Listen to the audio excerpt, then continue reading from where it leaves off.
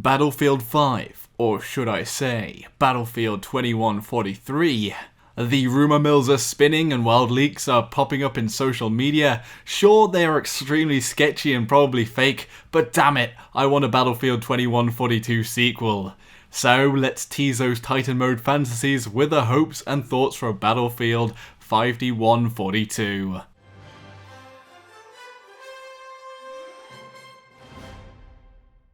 If you didn't know, before Planetside 2, Battlefield 2142 was one of my favourite games and perhaps my favourite Battlefield of all time, vying with the original for my number one spot. 2142 was also the divide between the classic Battlefield and the Battlefield we know today, in my opinion at least. With the turn to the smaller scale and infantry combat in the Bad Company games, and not really getting back to its roots until Battlefield 4. 2142 had large maps, an interesting variety of equipment which included magnetic hovering tank mines, EMP grenades to disable vehicles, and clunky walkers unlike samurai-esque anime mechs and more like bottom-heavy bipedal tanks. But the biggest draw was the Titan mode, a floating carrier which acted as your home base and also as a movable battle station. The way you siege these carriers was either using aircraft to drop in or firing off pods into the air from armoured personnel carriers. Whilst occasionally being hilarious if you miss with the drop pods, these were an epic way to enter the fight. The Titan ship itself was split into sections of defence you needed to take down, shields and subsystems fought over through narrow corridors, and not only that, but the entire map's capture points were actually missile silos which were also firing and chipping away at the Titans. Everything felt extremely organic and completely player driven. Battlefield 2142 also had a great Star Wars mod called First Strike, which had a drivable Jawa sandcrawler which acted as a point too. I mean, I keep getting notifications of people saying the same things on my old videos of it. What they say is in the first minute I have seen more content than all of the new Battlefield game put together. Anyway, that is a bit unrelated, and if you want to see the old mod, it will be at the end and in a card here for you mobile users.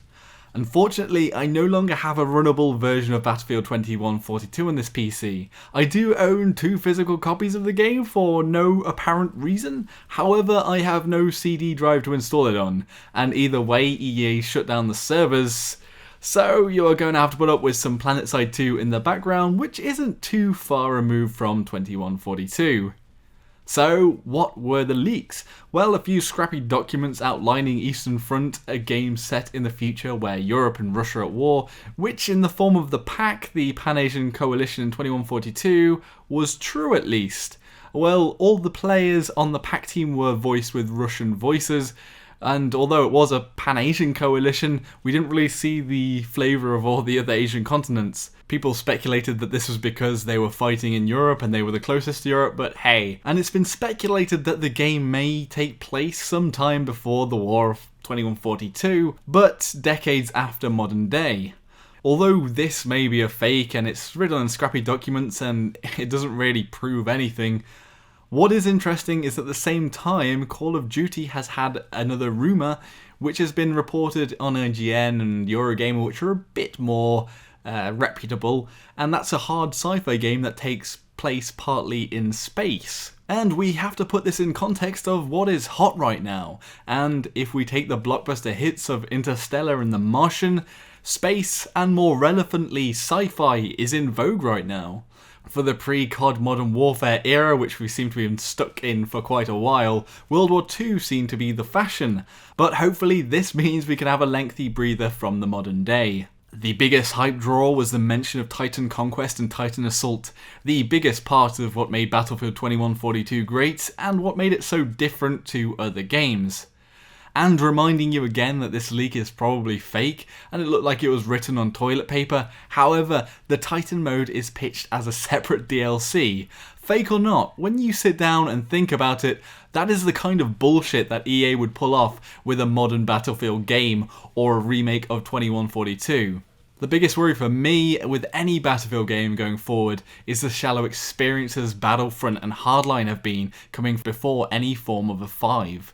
Seriously, the games are so sliced up that you feel the original 50 quid purchase is just a taster, and the map packs are less expansions and rather the main course and dessert to a meal you otherwise would have purchased on a set menu. The Commander's mode in 2142 was also great. You had an overhead 3D view of the map and could drop crates, scan for enemies, and even orbital strike. These were also linked to destroyable buildings in the game. For example, if you blew up one of the satellites, the Commander could no longer use the scanner. I think there were also drones in the game, but I'm a bit hazy on this. However, in the Star Wars mod First Strike, there were droids, and they followed you around. Assault had one that would shoot, Medic had a healing bot, and Engineer had one that would run around and help you repair things. And although it wasn't something essential, it was extremely cool. That would be something I would like to see. Another big thing I've wanted ever since Battlefield 2 is more players. I actually used to have the old PC Gamer magazine with the teasers of Battlefield 2 in it, but unfortunately it was recycled in the house move. But I remember very clearly the article and the hype that Battlefield 2 was going to have 100 players.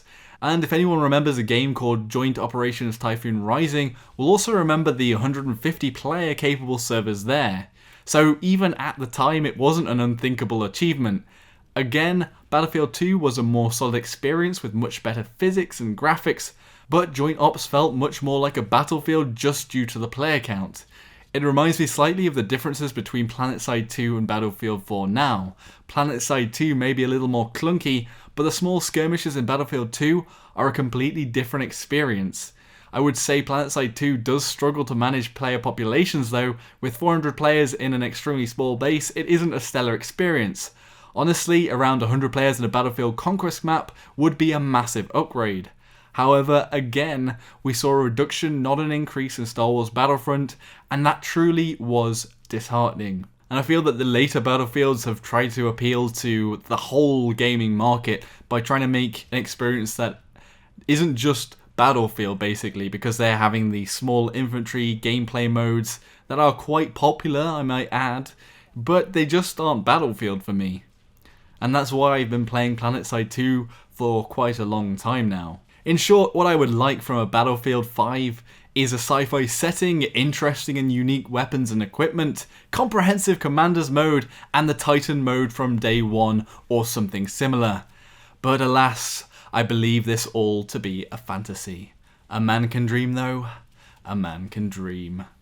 So what would you like from a possible Battlefield 5? Would you even play a Battlefield game again? Is EA just too much of an evil gaming empire? Could you not be dragged away from Planetside 2? Would the player count always be too small? Well, put your comments below on your thoughts and your opinions, as they're always appreciated, and like the video if you thought it was fun and you enjoyed it, and dislike it if you thought it was damn annoying. Subscribe for more content, everybody, and if you're a part of my previous Planetside 2 giveaway with IMSI, I did announce all of the winners on IMSI. There's just one more PS4 code to be picked out. So check if you are the winner. Until next time everybody, Joshino.